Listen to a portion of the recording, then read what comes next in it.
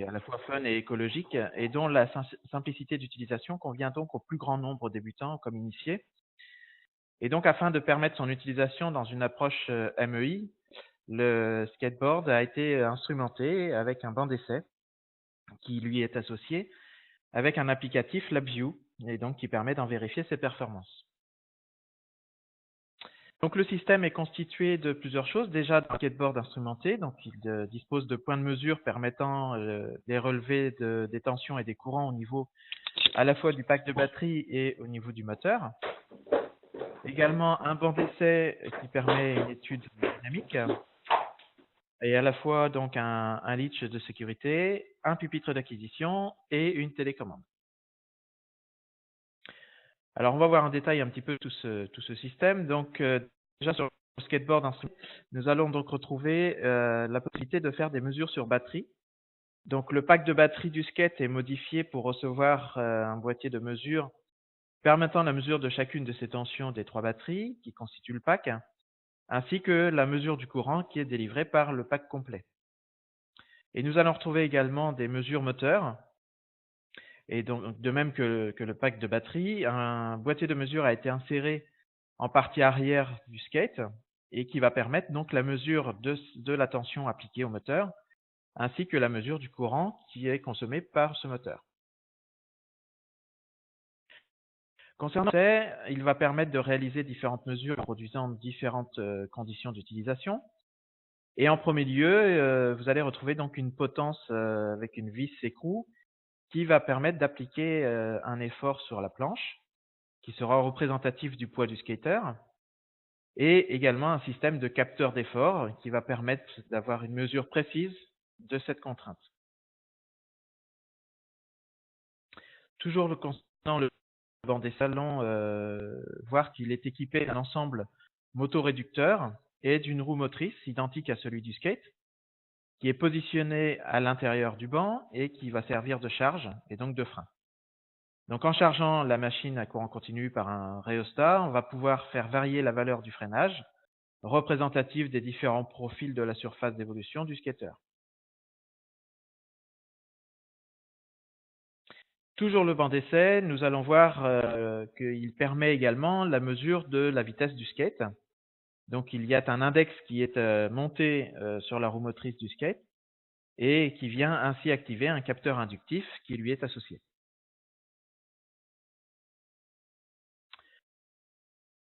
Le sera donc positionné sur des index qui permettront de relever l'angle de braquage des roues en fonction de l'effort appliqué en bordure de la planche, et nous vérifierons ainsi les capacités de maniabilité du skate.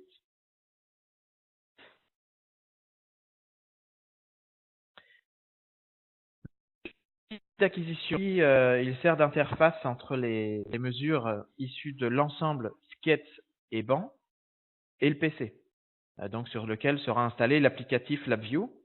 Donc en face avant, on viendra raccorder les mesures de tension et de courant issues du skate et du banc. Vous allez voir qu'il y a un relais contact sec qui permettra de piloter par exemple une charge. Et les images des signaux de vitesse et d'effort pourront être ainsi visualisées sur un oscilloscope. Et en face arrière, vous allez retrouver donc les mesures de vitesse et d'effort issues du banc qui seront raccordées par des fiches DIN. Et le pupitre, lui, est raccordé par liaison USB sur le PC où sera installé donc l'applicatif LabVIEW. Alors, concernant le besoin, donc bien plus qu'un loisir, le besoin réel produit sert à l'utilisateur qui souhaite réaliser des déplacements urbains rapides et sans effort, tout en étant écologique. Donc ce besoin existe pour donner une forte valeur sociétale. Donc en effet, ce moyen de transport est propre, allant dans le sens d'une mobilité douce à l'échelle urbaine et préurbaine. Donc le service au système l'utilisateur est donc se déplacer sans effort. Mais ce déplacement ne peut se faire sans 3 choses. Première chose, sans soutenir le skater. Également se recharger en énergie, et également proposer un réglage de la vitesse grâce à la télécommande que le skater aura en sa possession. Et quant au déplacement, il peut éventuellement se faire avec un réglage de la trajectoire ou une protection des biens et des personnes grâce aux liges de sécurité. Alors nous allons observer le diagramme des exigences, nous allons l'aborder un petit peu plus en détail. Alors concernant la vitesse, la télécommande sans fil qui se trouve dans la main permet au skater de choisir sa vitesse très facilement à l'aide d'une gâchette actionnée par le doigt. Et cette commande n'est pas gênante puisque le skater est libre de ses mouvements pour tenir l'équilibre. Concernant la trajectoire, donc grâce au troc avant et arrière, le skater peut tourner relativement facilement en se penchant du côté où il désire aller. Pour l'équilibre, les planches sont relativement larges et posées pour poser son pied de manière stable, et leurs longueurs sont largement suffisantes et adaptées à la taille du skater pour qu'il puisse tenir l'équilibre. Donc de plus, la télécommande, on en a parlé, est munie d'un réglage, alors 3 réglages, débutant, moyen et expert, qui va permettre de limiter la puissance du skate et ainsi éviter aux débutants d'être surpris par une accélération trop violente et peut-être perdre aussi l'équilibre. Concernant l'arrêt, en poussant la gâchette de la télécommande plus ou moins vers l'avant, cela va déclencher le système de freinage qui peut donc aller jusqu'au blocage de la roue motrice. Et le skater doit toujours s'attacher au cordon de sécurité, donc le leash, pour que le système de freinage se déclenche automatiquement si le skater n'est plus sur le skate ou s'il tombe par mesure de sécurité. Pour la vitesse, selon la réglementation du code de la route, ce type de véhicule, on peut dépasser les 25 km/h et doivent impérativement circuler sur des circuits ou des parcours à usage sportif ou à des terrains aménagés, de telle façon que les bosses et les sauts ne puissent pas permettre au véhicule de s'élever de plus de 50 cm du sol et d'atteindre aussi une vitesse supérieure à 50 km/h. Donc la vitesse maximale de nos skates varie entre 10 et 30 km/h et donc cette exigence est bien sûr respectée. Concernant l'autonomie, le cahier des charges exige une autonomie d'au moins 10 km. Donc cette autonomie va dépendre bien sûr du poids de l'utilisateur et aussi du type de terrain que l'utilisateur va pratiquer. Pour la jauge, ici le skater n'a pas d'indication sur le niveau de charge de la batterie et ne connaît donc pas la distance qui lui reste à parcourir, mais ça peut être un plus qu'on peut ajouter derrière. Pour la panne, en cas de panne, bien sûr, le skater doit pouvoir faire rouler le skate dont le poids varie entre 12 et 32 kg et il a la possibilité de faire rouler sur ses 2 roues arrière en le tenant et en tirant vers l'avant de la planche. Et il existe une poignée latérale prévue à cet effet. Et enfin, le poids, un skater de 87 kg pourra utiliser ce modèle sans souci. Alors, 3 sur ce banc d'essai, une première analyse que l'on appelle fonctionnelle, autant externe qu'interne, va concerner principalement l'étude des déplacements.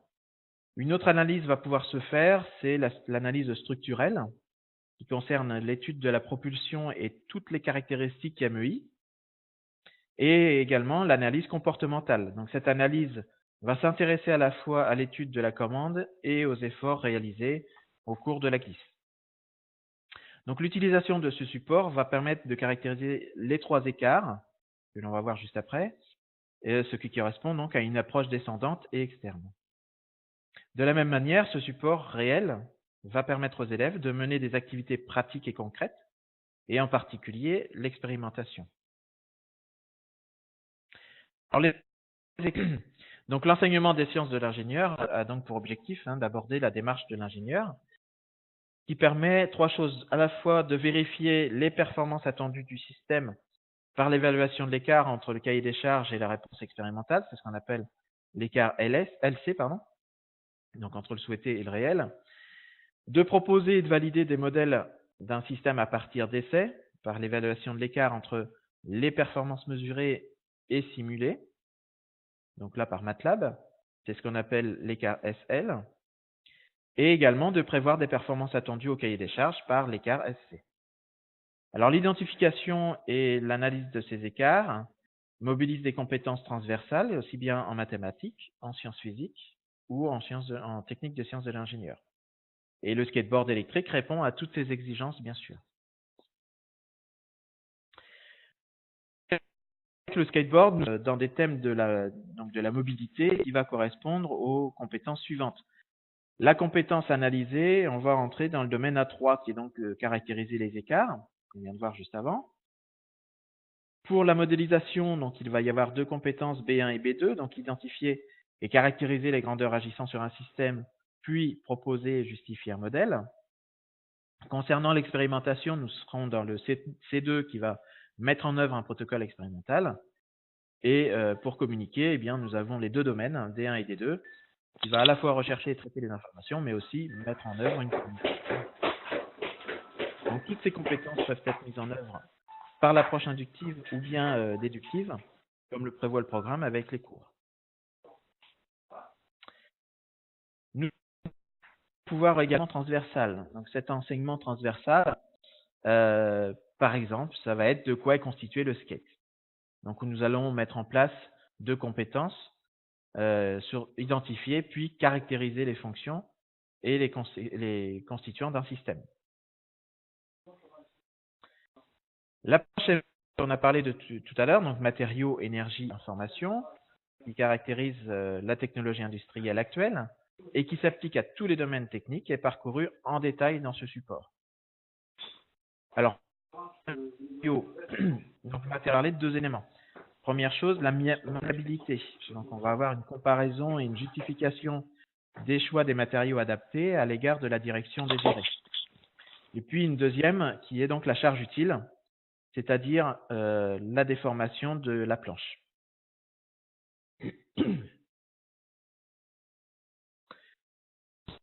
Donc la chaîne d'énergie nous permet de comprendre un petit peu mieux le système. Donc le skateboard électrique est capable de réaliser des actions en consommant de l'énergie électrique. Et donc la chaîne d'énergie va permettre, grâce à quatre fonctions, donc alimenter, distribuer, convertir et transmettre. Donc alimenter en énergie qui est donc la batterie, distribuer l'énergie qui est donc le variateur de vitesse, convertir l'énergie par le moteur à courant continu et ses engrenages, et puis transmettre l'énergie avec l'engrenage lui-même, c'est-à-dire le système de poulie-courroie avec sa roue arrière gauche. Donc dans l'énergie, nous allons vous proposer l'activité. La première qui est donc l'étude de l'autonomie de la batterie et puis l'étude du freinage. Concernant les deux suivantes, nous allons poser l'étude de la modulation de puissance et également l'étude de la variation de vitesse.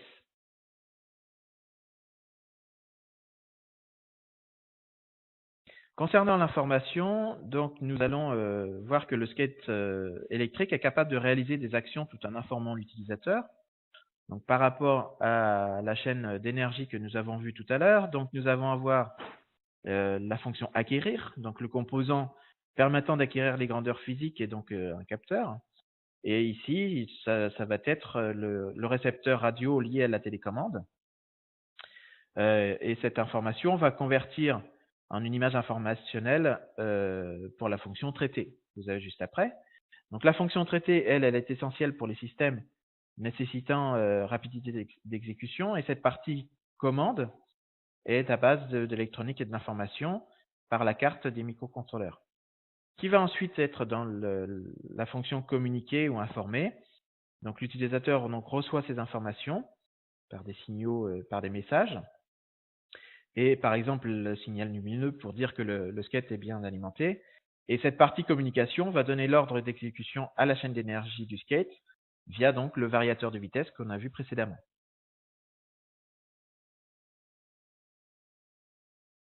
Dans l'information, nous posons donc deux activités de ce thème.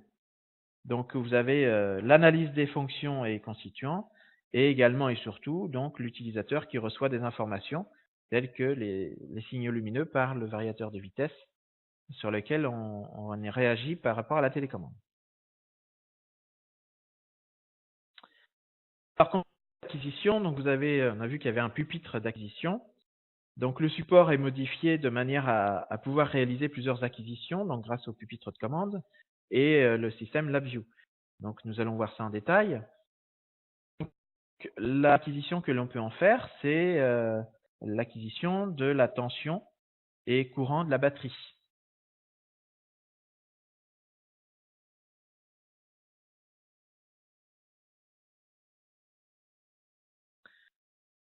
La deuxième acquisition, nous allons pouvoir avoir la tension de la batterie seule, par exemple. Donc, vous avez plusieurs diagrammes qui correspondent à cela. Ensuite, nous allons pouvoir avoir une acquisition de tension et courant du moteur, donc à la face arrière du skate. Une acquisition également sur la vitesse. Donc, juste par le capteur qui est intégré à la roue arrière et par son capteur inductif. Donc, nous allons relever, bien sûr, ces amplitudes de vitesse en fonction du temps. Autre acquisition possible, la tension et le courant du frein moteur, qu'on a parlé tout à l'heure. Donc, quand on veut arrêter, bien sûr, il y a une réinjection de tension. Et ce qui va nous intéresser également, c'est l'acquisition de l'effort. Donc, par le capteur en S de cet effort, nous allons pouvoir avoir plusieurs contraintes, diverses contraintes, en fonction de la position de la charge que vous mettez sur votre banc.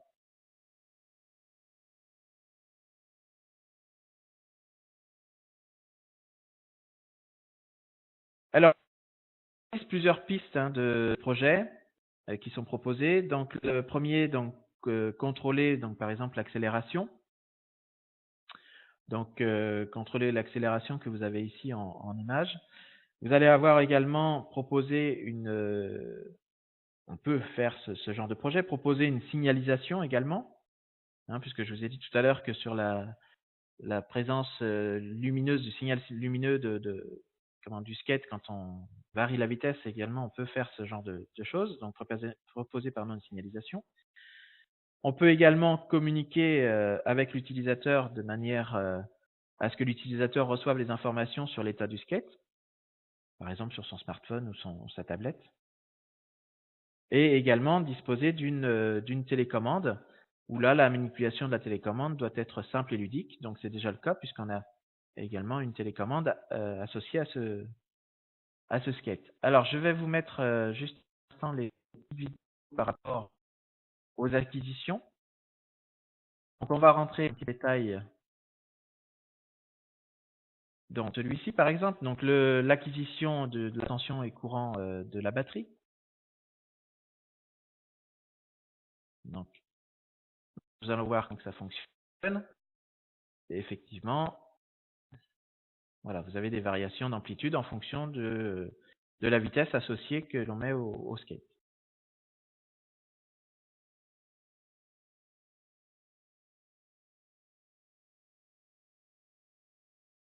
Donc aussi bien en courant qu'en tension.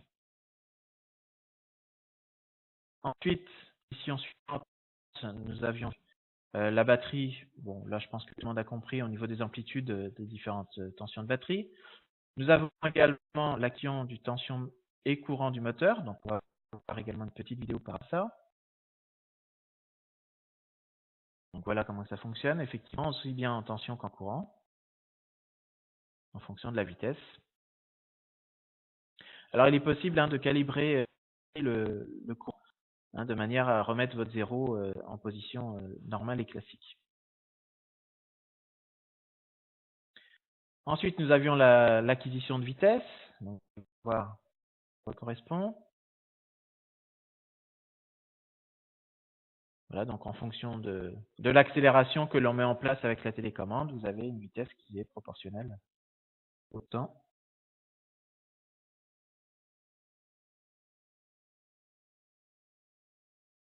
Et donc, l'acquisition de la tension et de courant de frein de la même manière que les batteries.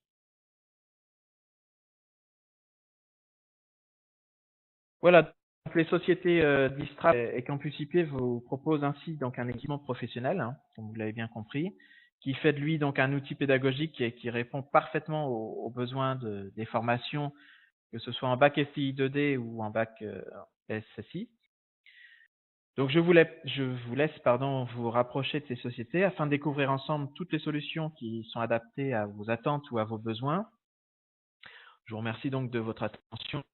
Je vous propose de vous rencontrer à nos prochaines conférences, donc le jeudi 1er juin, pour voir ou revoir l'application LIP, la première partie, puisque ce sont en deux parties, et le jeudi 8 juin pour un nouveau système qui est le système de prototypage.